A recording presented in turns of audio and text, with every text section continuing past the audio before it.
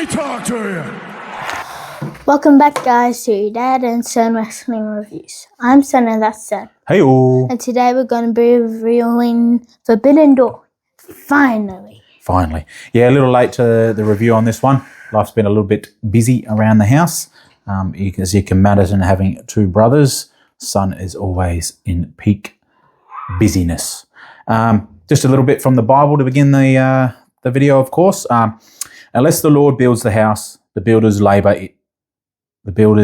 in vain.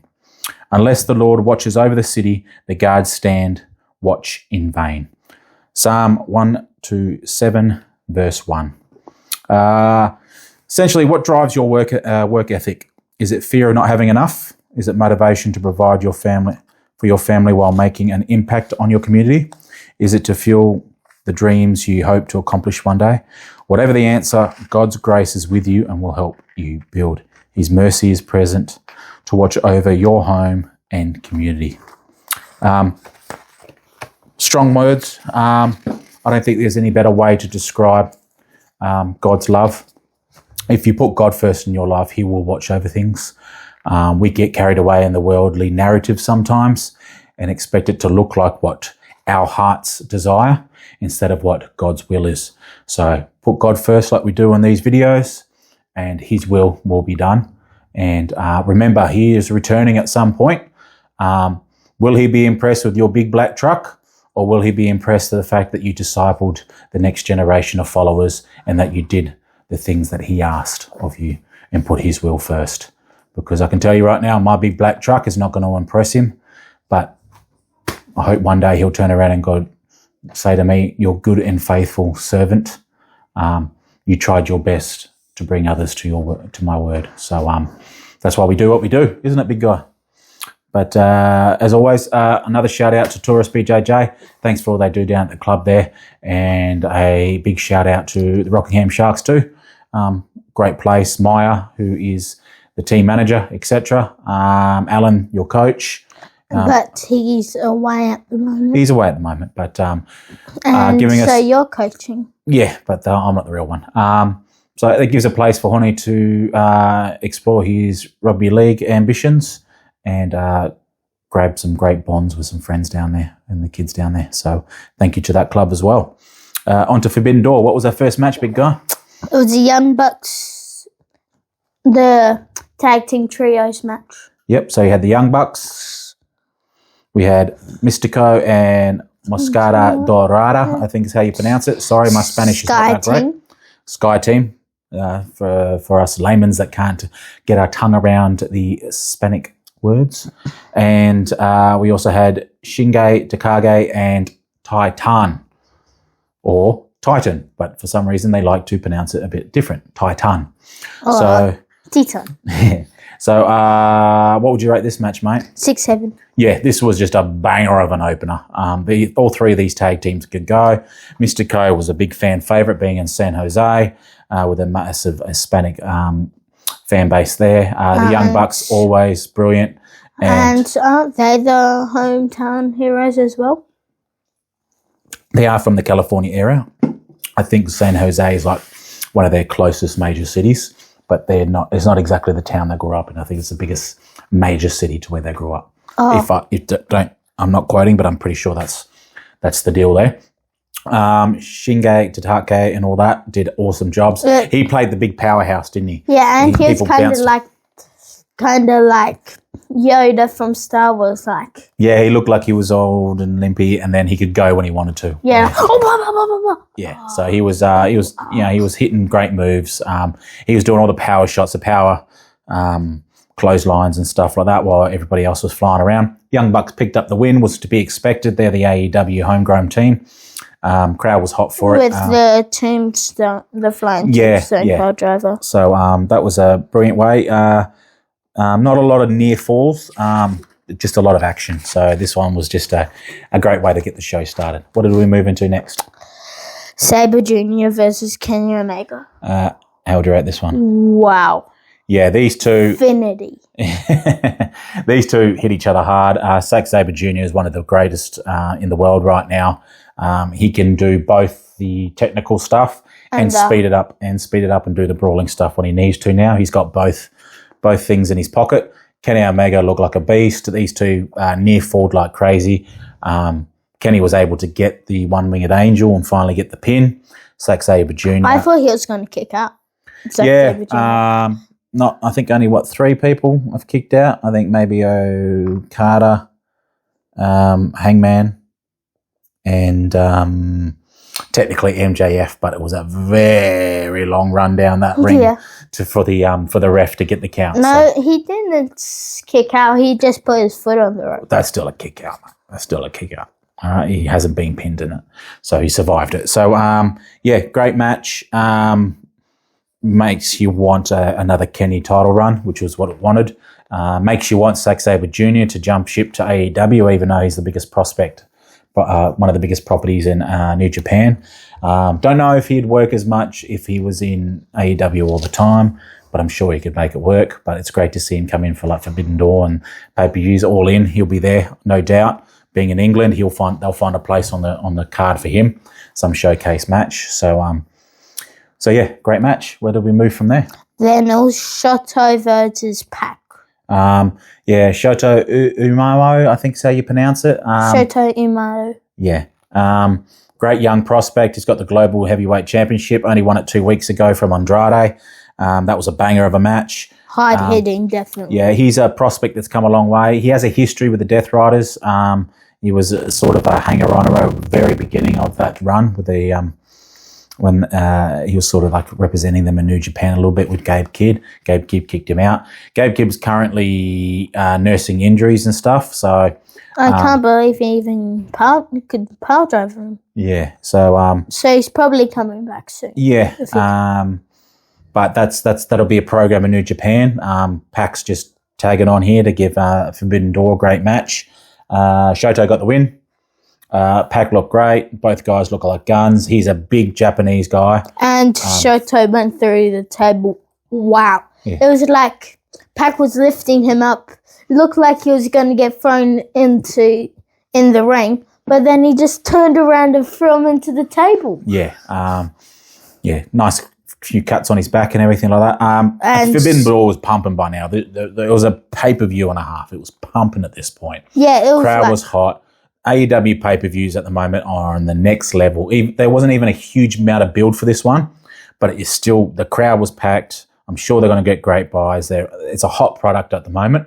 For everything that's being said about the way WWE's going about things at the moment, Night of Champions was good, but this had already trumped Night of Champions in terms of wrestling prestige. Even in like one match. Yeah.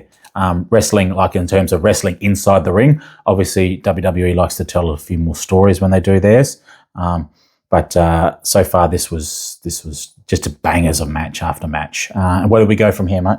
Then it was, but John Moxley actually came out. Yeah. And there was a stare off, but then the Ace came out. Yeah. Yeah. Tanahashi. Yeah. Yeah. And what did that lead to? Just a standoff, move in? Yeah. Or did it lead into the next match?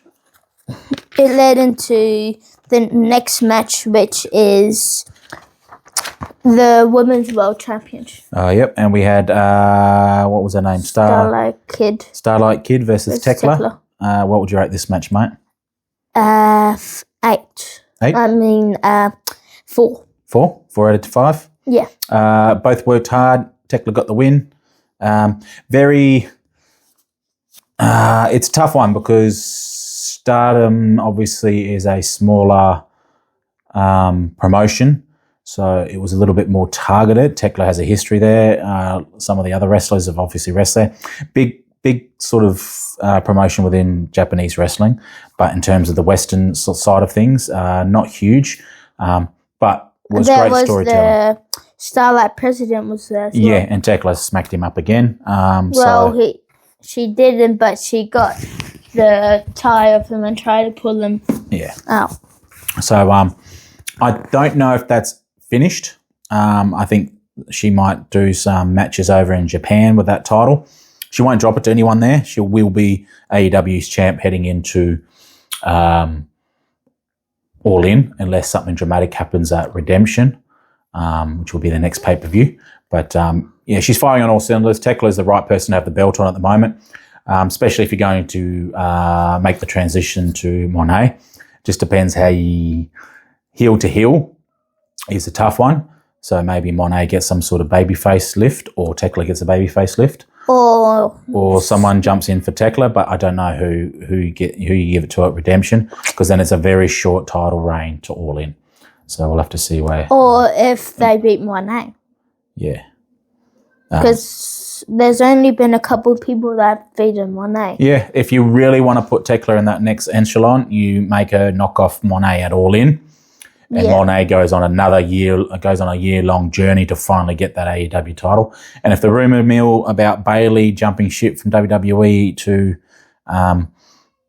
AEW is for real, you could have Monet not have the title again for until All In next year, or one of the big pay-per-views, and she could feud with Bayley, and Bayley could come in as a babyface. There's heaps of options there. Bayley could come in heel. Yeah. Then you can have Monet kind of becoming the babyface, like Will Ospreay did, because he was a heel when he was in New Japan. Yeah, people will cheer Monet for her work ethic if she can bring that babyface character across. Yeah. So where do we go after that title match, mate? Then it was a tag team. Tag team titles. Cope and Cage versus the War Dogs. How did this one go, mate? 6-7. 6-7. Great match, eh? The War Dogs looked brilliant. They pounded on Edge and, I should say Copeland and Cage. Pounded on them. Babyface comebacks. Then it blacked out. Yep. And I thought it was going to be the New Day, so I nearly peed my pants. But then it had the Bang Bang Gang. Yeah, it had the Bang Bang Gang up on the ramp, didn't it? Yeah, and who came with them? Yeah. Jay White. Yeah, so you had that switchblade noise come in, lights come back on. It's Jay White. He does the Bullet Club signal to David Finlay. So backstory and context, David Finlay was the one that kicked Jay White out of the Bullet Club before it became the Bullet Club War Dogs.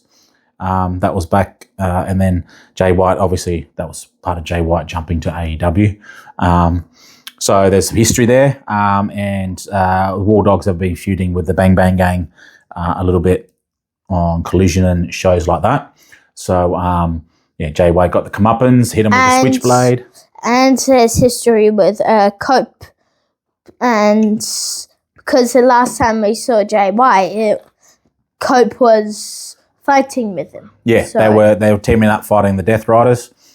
We saw that at Grand Slam. Yep. In Brisbane. So he's been out for a while. Unfortunately, Jay White, he had a fair few major injuries to get through, but great to see him back. He will be speaking on Dynamite, which we will be reviewing within the next day or so. So it'll be interesting to see what he says and where his feuds go from here. What happened after that one, mate? Then it was the women's finals. Oh, for the Owen Hart. We had Moxley versus Bandito first, didn't we?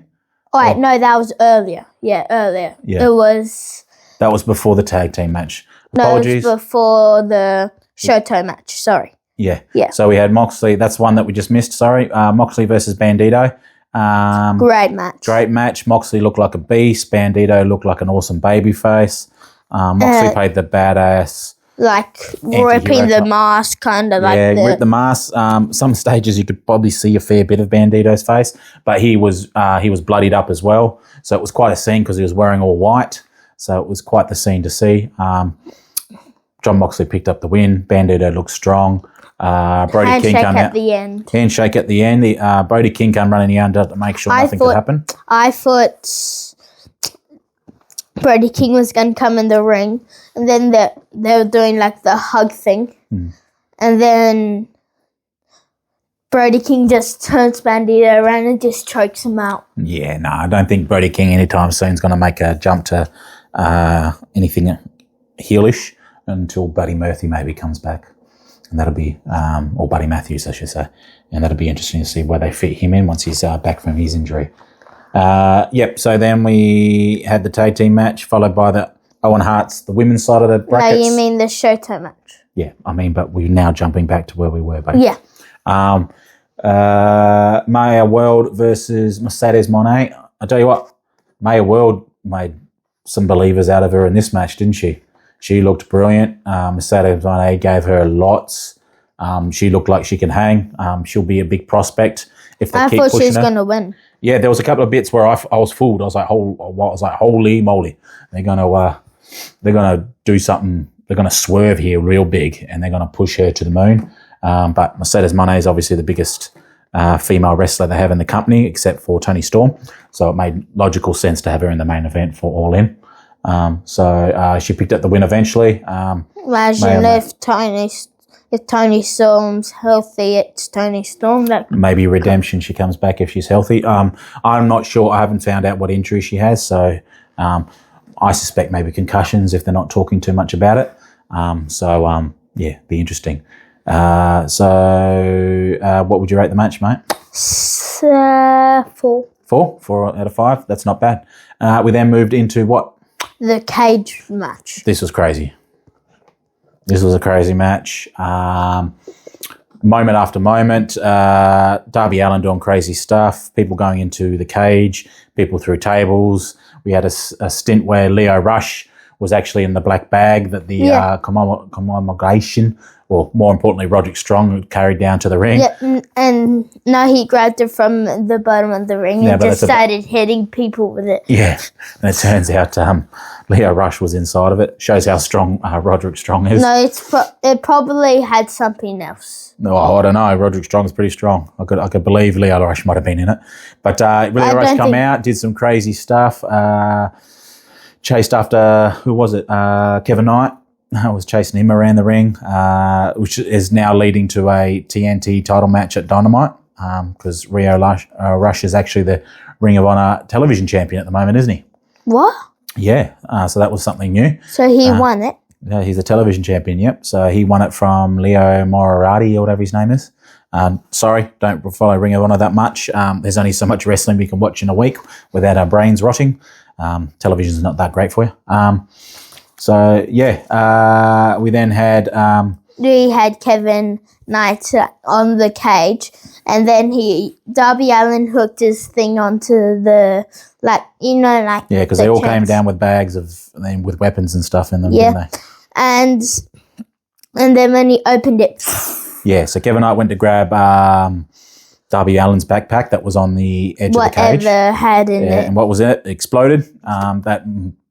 Kevin Knight fell off and went through 4 tables. Went through 2 tables. The other 2 didn't break, so he was lying on top of it, which I think hurts more. I think it hurts more when they don't break. I thought Darby Allin was just going to climb up and then straight onto him. I thought he was going to cough and drop through him too, but there was some different other spots. That led to the finish in which Andrade turned babyface, didn't he? Yeah.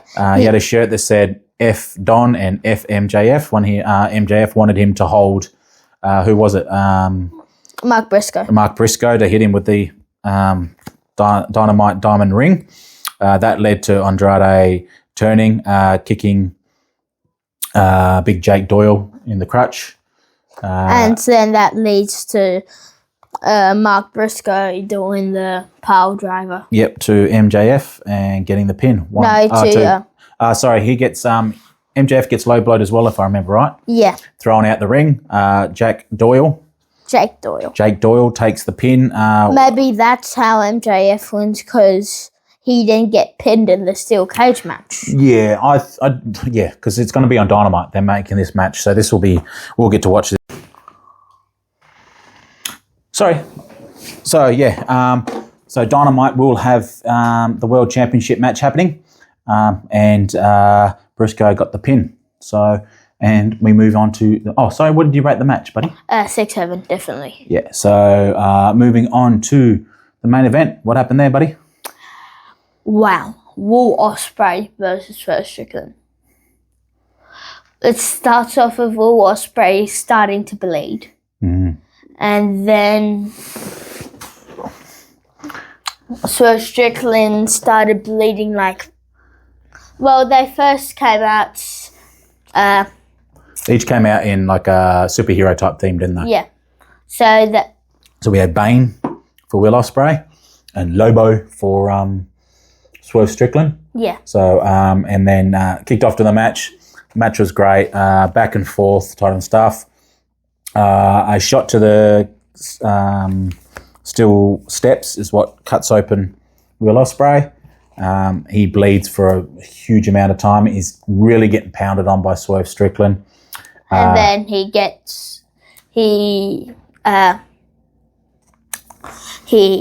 what is it called? Styles clashed, one arm Styles clashed him on the table and he started bleeding. Yeah, so they have a table spot where he's going to try a Styles clash him through the announce table. But he can't get both of the arms, so he just does one arm. Does one arm through it. Table goes. Swerve. That's when Swerve is cut open. Some dramatic shots here. They trade finishes. Mum had to get out of the ring. Yeah. Swerve was bleeding buckets. Back and forth. We then get, they both kick out of what we thought was the end of the match. Yeah. So some real tight, close, near falls. But then... Will Ospreay kicks out of the inverter breaker. But then towards the end, the Death Riders come out, don't they? Yeah. And Will Ospreay gets the Paradise Shift. Yep. And then the Death Rider. Yeah. And then he gets the retired move. Yeah. He uses a Tiger Driver knife. Yep. And finally gets the win, doesn't he? That's with the Death Riders. Just before that, the Death Riders are coming out and they're cheering him on. Come on, you can do it, you can do it. That sort of makes Swerve step back, doesn't it? Yeah. So that kind of helps Will Ospreay a little bit. So I don't know if they're going to play off that a little bit. Because he goes looks at him and then Will Ospreay gets it. Yeah, Will Ospreay gets it and gets the pin. And we have Will Ospreay in the main event of All In, which was going to be the natural thing. I don't know what the journey is to who takes him on or if it's MJF or somebody else. Still one more pay-per-view to go. Personally, I hope MJF. I think the biggest bad guy and the biggest good guy in the company should be taking each other on in the biggest main event they have. But we'll see where they go from it. And then, so what would you rate the pay-per-view altogether, mate? 6-7 definitely. Only if you have John Moxley win it. Yeah? Yeah. And John Moxley gets in, then it's Will Ospreay versus John Moxley. Could work. I don't know if you go with John Moxley in the main event 2 years in a row, but he is top 3, top 4 in the company as well, isn't he?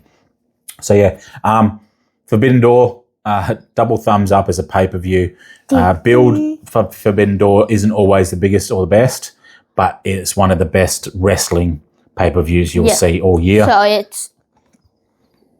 we didn't know how they could beat Revolution. Then we didn't know how they could beat Double or Nothing. And now I don't think they could beat Forbidden Door now. Yeah, they just keep amping up. This company is on a hot streak at the moment. Hopefully it continues. I hope they can overtake this at All In. Yeah. I think they're on probably one of their best pay-per-view years, and considering how good last year was, that's big call. Maybe when you have Will Ospreay getting up and he's got the title, and then you hear Hangman Adam Page's music just go on. Well, maybe Hangman comes back at Redemption. Maybe that's what Redemption's about. Maybe he finds a way to be in the title match at Redemption. It's called Redemption for a reason. Maybe someone's like, no, we need Hangman. We need him to rescue again. And he gets his redemption. So maybe he doesn't necessarily fight for the title, but he fights for the chance to have a chance at the title again. And that's his redemption. Who knows? There's plenty of things you could go. Yeah. We could go down the rabbit hole here, but thanks, guys. Thanks for everyone that watches. We could talk for hours. We'll do a live stream one day. Yeah. So you guys can listen to us ramble on about our favourite wrestling and our conspiracy theories and the way we think things should be booked. Thanks again. God bless you all. Please remember, put God first in your life. And if you don't have God first in your life yet, I recommend that you get down to your local churches. We'll leave links to our church, The Rocks, and all the content there. If you're local, come on down. You're always welcome. Remember, no perfect people allowed in God's kingdom, all right? Anything from you, big guy? Mwah. Bang.